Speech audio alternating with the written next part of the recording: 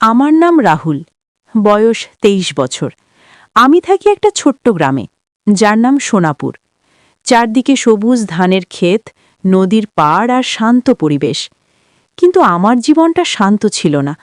ছোটবেলায় বাবা মা দুজনেই চলে গিয়েছিলেন এক দুর্ঘটনায়। তারপর থেকে আমি একা। পাড়ার লোকজনের ছোটখাটো কাজ করে তাদের সাহায্য করে দিন চালাতাম। কেউ বলতো, রাহুল ভাই একটু বাজার থেকে জিনিস এনে দাও। কেউ বলতো, রাহুল মোটরসাইকেলটা একটু দেখে দাও তো। আমি খুশি মনে সব কাজ করে দিতাম। কখনো কখনো তারা কিছু টাকাও দিতেন। সেই টাকায় আমার চলত। আমাদের পাড়ায় থাকতেন একজন অত্যন্ত সুন্দরী ও বন্ধুত্বপূর্ণ আন্টি। তার নাম ছিল মালা আন্টি। তার ত্বক ছিল ফর্সা, হাসি ছিল এত মিষ্টি যে যখনই তাকে দেখতাম মনটা ভরে যেত। তার স্বামী প্রায় বছর 10 ধরে বিদেশে, সৌদি আরবে। তিনি প্রতি মাসে টাকা পাঠাতেন, কিন্তু কখনো বাড়ি ফিরতেন না। মালা আন্টির একটিমাত্র মেয়ে ছিল, প্রিয়া। প্রিয়া তখন বাড়িতেই থাকত। মালা আন্টি একা বাড়িতে থাকতেন। পাড়ার অনেকেই তাকে সাহায্য করতেন, কিন্তু আমার ওপর তার একটু বেশি ভরসা ছিল, কারণ আমি সবসময় দৌড়ে যেতাম তার ডাকে। একদিন সকালবেলা আমি গলি দিয়ে হাঁটছিলাম। হঠাৎ মালা আন্টির গলা ভেসে এলো, রাহুল বাবা একটু এদিকে আসো তো। আমি থমকে দাঁড়ালাম। হৃদয়টা একটু দ্রুত স্পন্দিত হতে শুরু করল। আন্টি দরজায় দাঁড়িয়ে হাসছিলেন। কি হয়েছে আন্টি? জিজ্ঞাসা করলাম। তিনি হেসে বললেন, বাবা আমার একটা পুরনো ভিডিও প্লেয়ার নষ্ট হয়ে গেছে। একটা বিয়ের ভিডিও এসেছে আত্মীয়ের। তুমি কি একটা ভালো প্লেয়ার ভাড়া করে এনে দিতে পারবে? আমি দেখতে চাই। আমি একটু অবাক হলাম। এখন তো ডিজিটাল যুগ, কিন্তু আন্টির বাড়িতে এখনও পুরনো সিস্টেম। তবু বললাম, ঠিক আছে আন্টি, আমি চেষ্টা করব। সারা দিন আমি পাড়ার দোকানে খোঁজ করলাম। শেষে আমার এক বন্ধুর দোকান থেকে একটা ভালো প্লেয়ার ভাড়া নিয়ে এলাম। সন্ধ্যায় আন্টির বাড়িতে গিয়ে দরজায় ডাক দিলাম। আন্টি বললেন, ভেতরে এসো বাবা, নিজে এসে টিভির সাথে লাগিয়ে দাও, আমি তো এসব বুঝি না। আমি ভেতরে ঢুকলাম। বাড়িটা ছিল সুন্দর, পরিষ্কার। আন্টি আমাকে চা দিলেন। আমি প্লেয়ার সেট করে ভিডিও চালিয়ে দিলাম। ভিডিওতে একটা বিয়ের অনুষ্ঠান চলছিল। হঠাৎ একটা অসাধারণ সুন্দরী মেয়েকে নাচতে দেখলাম। তার নাচ ছিল এত মোহনীয় যে আমি চা খেতে ভুলে গেলাম। আন্টি হেসে বললেন, এটা আমার মেয়ে প্রিয়া, আজ তার শরীরটা একটু খারাপ তাই ঘুমাচ্ছে। আমার মনটা এক নিমেষে অন্যরকম হয়ে গেল। প্রিয়াকে দেখে মনে হলে যেন কোনো স্বপ্ন। আমি চুপচাপ উঠে বাড়ি চলে এলাম, কিন্তু সারা রাত শুধু প্রিয়ার মুখটা চোখের সামনে ভাসছিল। পরের দিন আন্টি প্লেয়ার ফেরত দিলেন, কিন্তু ভেতরে ডাকলেন না। আমি বুঝলাম হয়তো সুযোগের অপেক্ষায় আছি। কয়েকদিন পর আবার আন্টির ডাক পড়ল, রাহুল বাবা আমাদের ওয়াশিং মেশিনটা খারাপ হয়ে গেছে, একটু দেখে দাও তো। আমি দৌড়ে চলে গেলাম। মেশিনে একটা কাপড় আটকে ছিল। আমি সেটা বের করে ঠিক করে দিলাম। আন্টি খুব খুশি হয়ে বললেন, ধন্যবাদ বাবা, এখন বসো, তোমার জন্য কিছু খাবার নিয়ে আসি। আমি বসলাম। মনের ভেতরে একটা অস্থিরতা। প্রিয়া কি বাড়িতে আছে? এখনও তাকে সামনাসামনি দেখিনি। ঠিক তখন আন্টি বললেন, একটু অপেক্ষা করো, প্রিয়া এখনই আসবে, তোমার সাথে পরিচয় করিয়ে দেব। আমার হৃদস্পন্দন বেড়ে গেল। কিছুক্ষণ পর বাথরুম থেকে প্রিয়া বেরিয়ে এলো। তার চুল ভেজা, সে একটা সাধারণ সালোয়ার কামিজ পরেছিল। তাকে দেখে আমি থমকে গেলাম। সে ছিল অসাধারণ সুন্দরী। তার চোখে একটা নরম আলো। সে জানত না আমি আছি, তাই একটু অবাক হয়ে তাকালো। আন্টি বললেন, প্রিয়া এই হলো আমাদের রাহুল, খুব ভালো ছেলে, পাড়ার সবার কাজ করে দেয়। প্রিয়া আমাকে এক নজর দেখে মৃদু হেসে বলল, নমস্কার। তারপর নিজের ঘরে চলে গেল। আন্টি বললেন, ও অপরিচিতদের সাথে খুব কম কথা বলে। কথায় কথায় আন্টি তার স্বামীর কথা বললেন। সে 10 বছর ধরে বিদেশে, টাকা পাঠায়, কিন্তু বাড়িতে পুরুষের অভাব খুব অনুভব হয়। বাইরের কাজগুলো কে দেখবে? আমার মনটা দুঃখে ভরে গেল। বললাম, আন্টি আপনার কোনো কাজ লাগলে আমাকে ডাকবেন, আমি সব সময় আছি। আমাকে আপনার ছেলের মতো মনে করুন। আন্টি খুব খুশি হলেন। সেদিন থেকে আমি প্রায়ই তাদের বাড়ির আশেপাশে ঘুরতাম। কখনো আন্টি ডাকতেন, কখনো প্রিয়ার গলা শুনতে পেতাম। একদিন প্রিয়া নিজেই ডাকল, রাহুল দাদা একটু এদিকে আসবেন, মার শরীর খারাপ, দুধ এনে দিতে পারবেন? আমি দৌড়ে দুধ এনে দিলাম।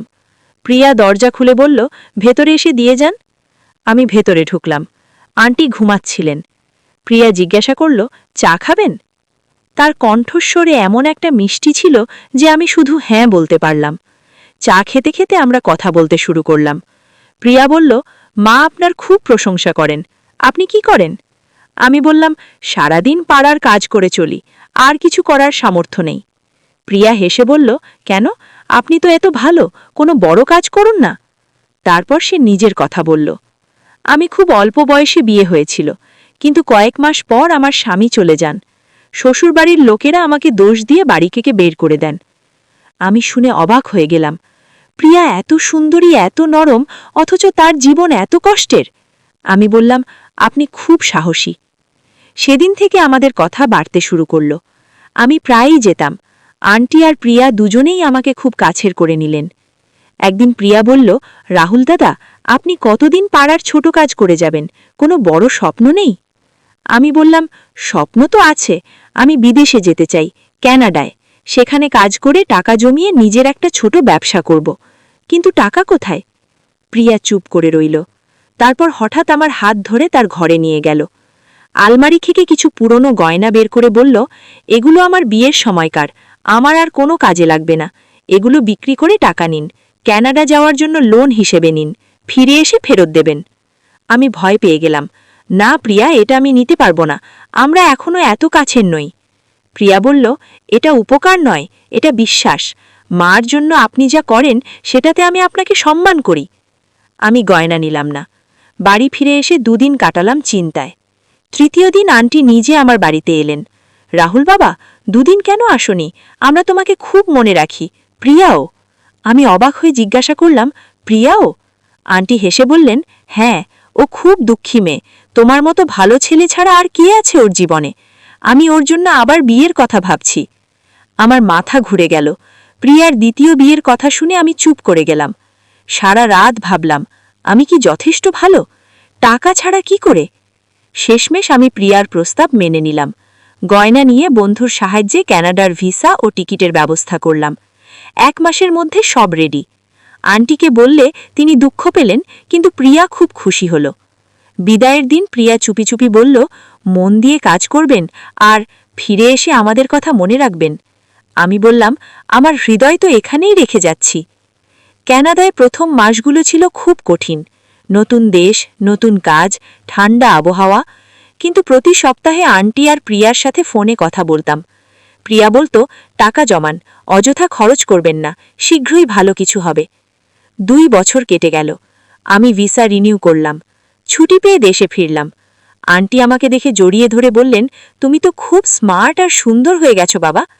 আমি সোজা বললাম, আন্টি, আমি প্রিয়াকে বিয়ে করতে চাই। আন্টি অবাক হলেন, কিন্তু খুশিও হলেন। কিন্তু প্রিয়া প্রথমে রাজি হল না।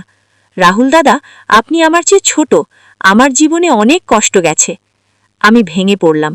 তবু আন্টির সাহায্যে, অনেক কথা বলে, অনেক চেষ্টায় প্রিয়া শেষ পর্যন্ত রাজি হল।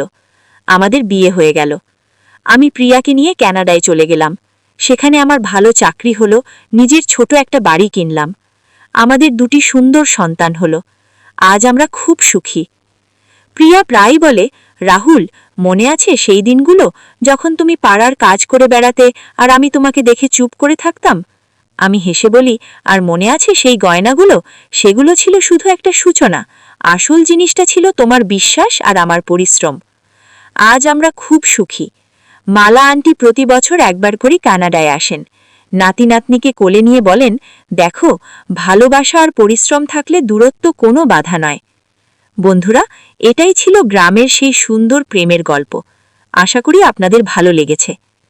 বন্ধুরা, আগের পর্বে আপনারা শুনলেন কিভাবে গ্রামের সাধারণ ছেলে রাহুলের জীবন বদলে গেল প্রিয়া আর মালা আন্টির সাথে।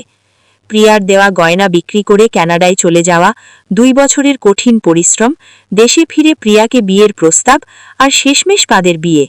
কিন্তু গল্পটা এখানেই শেষ নয়। আসল পরীক্ষা তো শুরু হয়েছিল বিয়ের পর। আজ শুনুন সেই দূরত্বের, কষ্টের আর ভালোবাসার আরও গভীর অধ্যায়। বিয়ের পর আমি প্রিয়াকে নিয়ে ক্যানাডায় ফিরে এলাম। বিমানে বসে প্রিয়া জানালার দিকে তাকিয়েছিল। তার চোখে একটা মিশ্র অনুভূতি, খুশি, ভয় আর অজানা ভবিষ্যতের চিন্তা। আমি তার হাতটা আলতো করে ধরে বললাম, চিন্তা করো না, আমি আছি, আমরা একসাথে সব কিছু ঠিক করে নেব। প্রিয়া মৃদু হেসে বলল, রাহুল, তুমি যে আমার জন্য এত কিছু করলে সেটাই আমার সবচেয়ে বড় শক্তি। কানাডায় পৌঁছে প্রথম কয়েক মাস ছিল সত্যিই চ্যালেঞ্জিং। নতুন দেশ, ঠান্ডা আবহাওয়া, ভিন্ন ভাষা আর সংস্কৃতি। প্রিয়া প্রথমে খুব অস্বস্তিতে ছিল। গ্রামের মেয়ে হঠাৎ করে বিদেশির বড় শহরে। কখনো কখনো রাত এসে চুপ করে বসে থাকত। আমি জিজ্ঞাসা করলে বলতো, রাহুল, মায়ের কথা মনে পড়ে, ওখানে একা কেমন আছে? আমি তাকে সান্ত্বনা দিতাম। প্রতি সপ্তাহে ভিডিও কলে মালা আন্টির সাথে কথা বলতাম। আন্টি খুব খুশি হতেন। বলতেন, বাবা, প্রিয়াকে খুব যত্ন করে রেখো, ও অনেক কষ্ট পেয়েছে।